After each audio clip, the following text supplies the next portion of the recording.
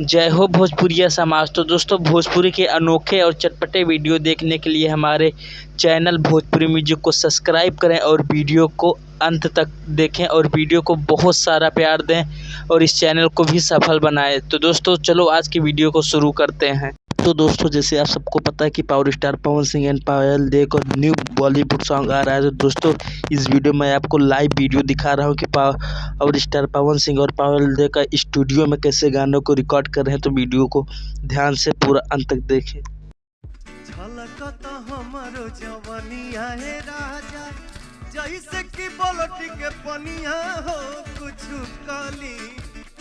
झलकता हमारो जवनिया है राजा, जैसे कि बोलटी के पनिया हो कुछ काली।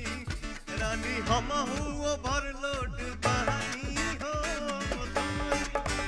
रानी हम ओवरलोड बहानी हो।